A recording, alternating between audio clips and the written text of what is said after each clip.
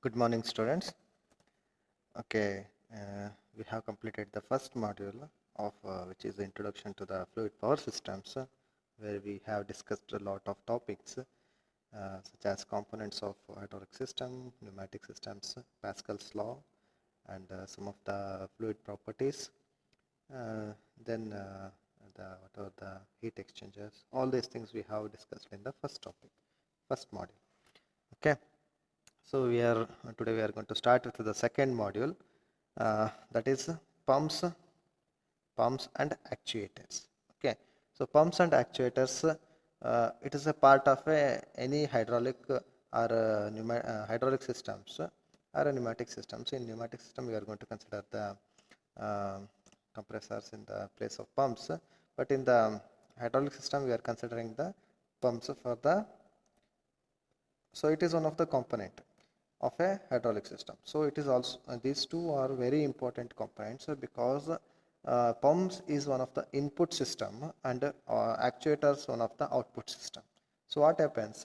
Input systems will provide the whatever the amount of fluid pressure by the mechanical operation, and this actuator in turn use that fluid pressure and do some mechanical work.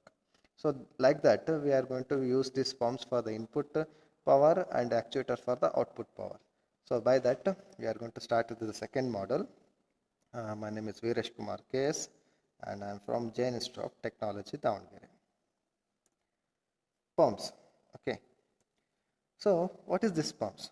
Why we call it as a important part of any hydraulic systems? So as we see, pumps are very important parts because this will be considered as a heart of any hydraulic system.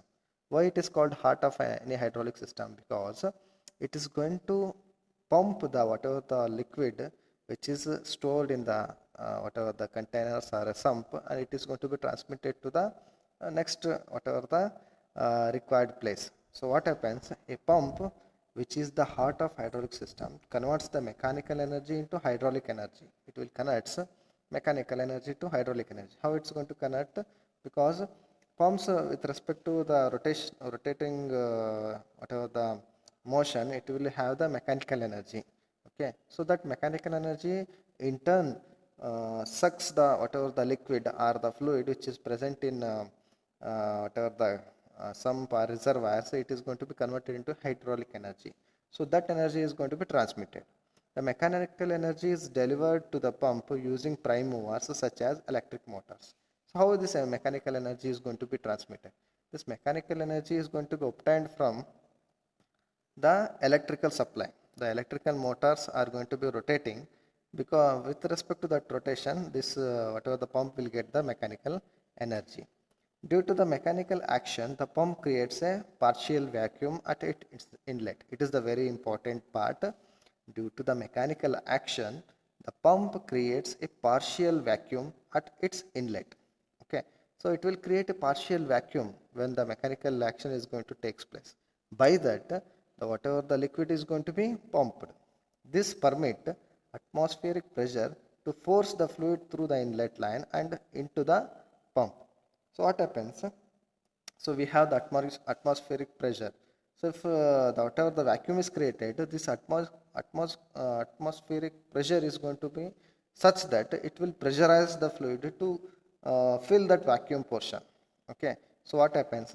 If you just you can have had an experiment that if you just suck the whatever the air present in the pipeline, if you just place that pipe in the whatever the sump or any reservoir, so it automatically the water is going to flow from one point to another point. It is one of the simple experiment you have done, I think. Okay, so similar way. So what happens? The pump is going to create that partial vacuum. Okay, the pump is going to create that partial vacuum. By that, the whatever the liquid it is present in the reservoir, it will experience the atmospheric pressure, and it will force by that atmospheric pressure, it will force that whatever the liquid to move inside that pump, and it will convert it into a whatever the hydraulic power. The pump then pushes the fluid into the hydraulic system. By that action, the whatever the liquid is going to be pushed to the hydraulic system. Okay, we'll see clearly what is this partial vacuum. Okay, so I'm taking here two whatever the systems of pump. One is hand pump, another one is the rotary pump. So this is the hand pump. You can see that there is a lever which is pulling that, and you can see there is a partial vacuum created at here. Okay, so what happens whenever this lever is pushing this whatever the rod inside that whatever the system, it will sucks the air which is present at here, and because of that there will be whatever the vacuum is created at here, and you can see a wall present at the entrance point. One more time, the valve will open when it is sucks. Okay, you can see that valve is get opens, and when it comes here, the another valve is present in this whatever the lever, it is going to open and it will push us the liquid. You can see in this diagram again, this is also a hand pump. So you can see at the sucking point this valve opens, and when it is pushes downwards, this valve opens. By that, whatever the liquid present at the whatever the reservoir, it will be pushed upward and it will be pumped to the next portion. So this whatever the process is called making a partial vacuum. So by that, the whatever the atmospheric pressure of which pushes, which forces the liquid to move upward. Okay, so this is in the reciprocatory motion. When you come to the rotatory motion, how the partial vacuum is going to be created. You can see there are the two rotors, two gears which are meshing each other, and because of this meshing, it will tends to make a vacuum at this portion. What is the it is going to take away the whatever the contents are air which is present at here, and it will be circulated at here like this. Okay, it is circulating. So because of that, it will be a vacuum created at this point. Okay, there is a partial vacuum created at this point. Because of that, the liquid is going to be sucked by the atmospheric pressure. Okay, so like that, the operation takes place in the pumps. So one is the reciprocatory type of pump, one is the rotary type of pump. Maximum of we are using these two types of pumps. One is which is pushing the whatever the liquid through the reciprocatory motion, and one is through the rotatory motion. Okay, we'll see the classifications of pumps. So how many types of classifications? Mainly the pumps are broadly classified into two types. One is dynamic pumps. So dynamic pumps, it's also called as non-positive displacement pumps. And another one is the positive displacement pumps. Okay, dynamic pumps and positive displacement pumps are non-positive displacement or positive displacement pumps. Okay, we will see briefly regarding this. Okay, see here. First, we will see the dynamic pumps. Okay, this type is generally used for low pressure, high volume flow application. So what happens by this definition only you can understand the pressure will be low. Okay, so the pressure which is going to be produced by this type of pumps is low but high volume flow. So what happens? So the volume of liquid is more but the pressure is low. Okay, application, because they are not capable of withstanding high pressure, they are of little use in the fluid power fields. Okay, they have means it's not able to withstand the high pressure. Such pumps are called as dynamic pumps.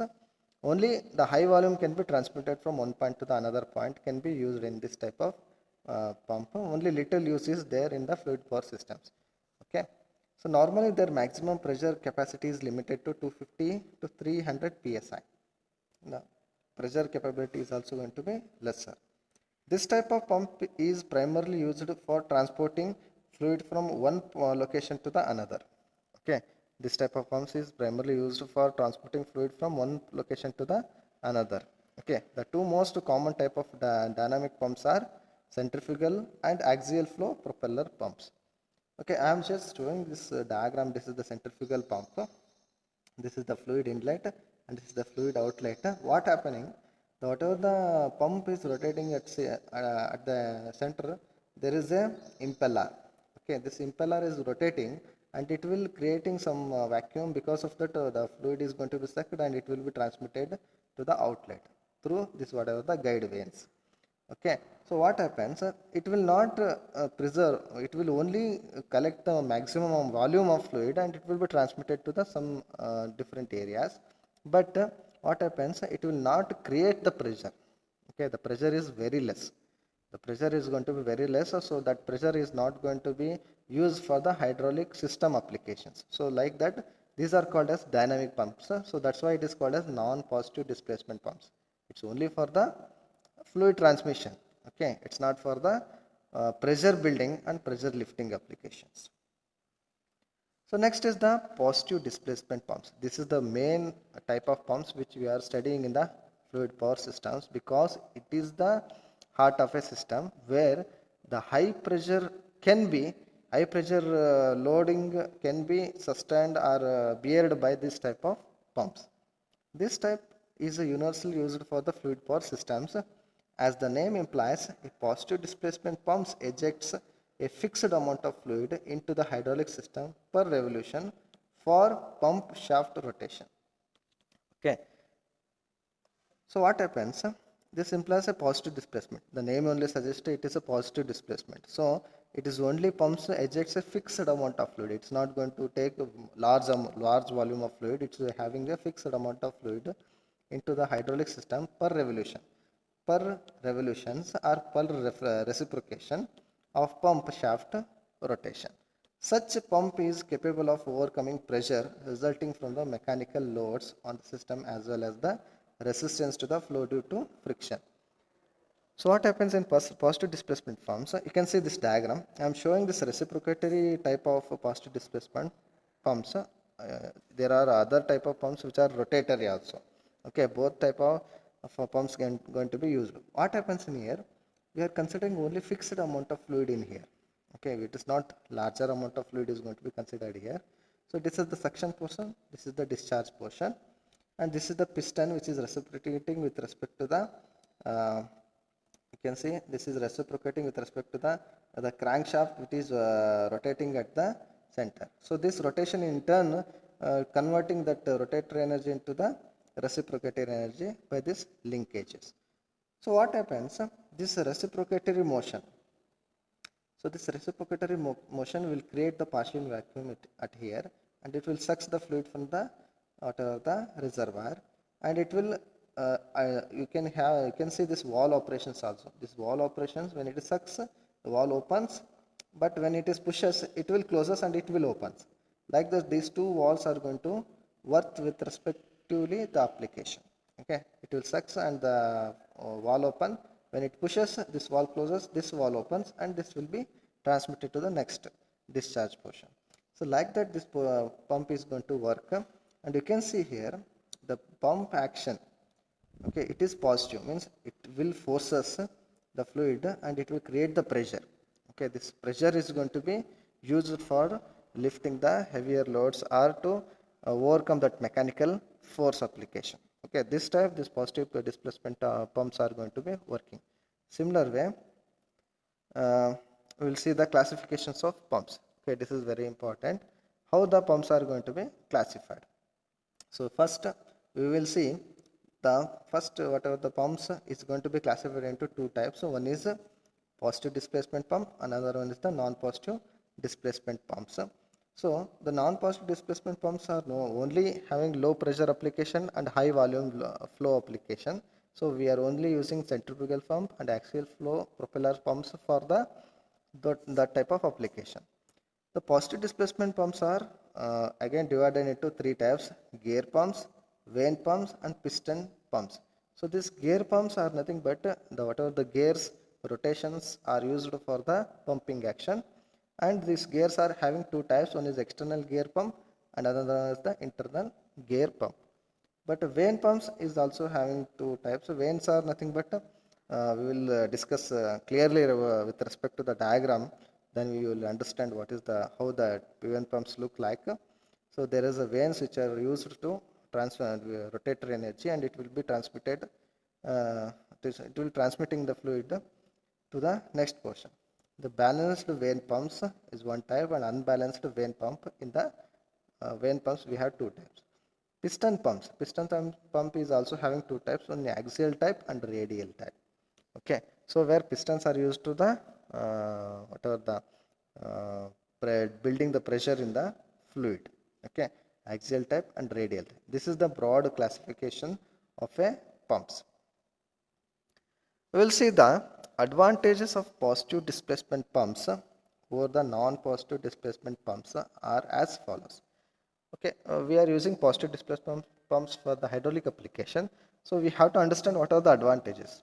Okay, why we are preferring better than the non-positive displacement pumps, not just only the volume flow. We have to consider a lot of other applications. Okay, they can operate at a very high pressure of up to 800 bars. Okay, so as we earlier seen that non-positive displacement pumps only work with the 300 psi, but in here we can observe the high pressure up to 800 bars. Okay, used for lifting oils from very deep oil wells. Okay, they can achieve a high volumetric efficiency of up to 98%. Okay, so the volumetric efficiency is going to be higher in compared with the non-positive displacement pumps. Why? Because the volumetric efficiency can be achieved since uh, the whatever the required amount of liquid, the required quantity of liquid is going to be used, and that can be used for the lifting application, high pressure bearing application. So the volumetric efficiency is high in this type of whatever the pumps. They are highly efficient and almost constant throughout the design pressure range. Okay, so they are highly efficient. Why? Because whatever the amount of liquid we are using, the quantity of liquid which we are using is very minimum, but even though it is going to be supplied to the system, and that is going to make the lifting operation, pressure bearing operation, punching operation, so that can be a highly efficient. So that type of there is no leakage. Maybe if you maintain the very minimum leakage, so high efficiency can be high in such systems, almost constant through the design procedure. Why we are considering constant through designed pressure? Because the liquid is incompressible. So because of that property, the liquid is constantly bearing that whatever the amount of pressure. Okay, and it will constantly deliver that pressure. So that is the efficiency we can expect from the hydraulic system. They are a compact unit having a high power to weight ratio. They are compact units because if you see the reciprocating pump, if you see the whatever the rotary pumps in the hydraulic system, which is very smaller in size. Okay, but if you see the non-positive displacement pumps such as propellers, okay, turbines, these are our bigger elements. Okay, so these bigger elements require a huge area, but pumps require only compact unit, and it is having high power to weight ratio. The weight which we consider in the system, whatever the pumps which are positive pumps, it is having high power to its weight ratio. Means the power is going to be delivered very much high compared to the weight ratio of weight of that whatever the fluid which is going to be considered in the system. They can obtain a smooth and precise controlled motion. Okay, so they can obtain a smooth motion because we are using a liquid or oils which are going to be used. So because of that, the lubrication can happen easily. So the process is smooth. So the whatever the moving parts which experience the lubrication, and by that a smooth operation can take place, and precisely controlled motion. The precisely controlled motion can be achieved only by the pressure maintenance. The constant pressure can be maintained. So by that the pressure the precise control motion can be achieved. By proper application and control, they produce only the amount of flow required to move the load at the desired velocity. Okay, if you control properly, you can achieve a proper desired velocity of any load lifting application or moving application. That is can be achieved in this type of system. They have great flexibility of performance. Okay, they have great flexibility. By this flexibility term, we can say that you can just variate the amount of velocity of lifting load, bearing load. So you can variate that. So it can be flexible. Okay, and performance can be achieved by the flexibility. They can be made to operate over a wide range of pressure and speeds. That is the important topic. What happens? It can work with respect to wide range of pressure. So if you apply smaller pressure, it will lift a small amount of loads. If you apply higher pressure, it will lift higher loads. Okay, with respect to speed also, the pressure, if you increase the pressure, the speed is going to be increases. If you decrease the pressure, the speed of lifting can also be decreased. By that, you can operate that system for a wide range of pressure and speed applications. Okay. Uh, Thank you for watching. Since we have completed the first topic of the second module, and if you have any doubts regarding the first topic, you can ask through my contacts. Okay, I hope you cleared with the topic. Further, we have a lot more interesting topics. So, in that, we will discuss briefly regarding all types of pumps, which I have classified in here. Okay, one by one, we are going to discuss, and by that, we complete the second module. Okay, thank you, students.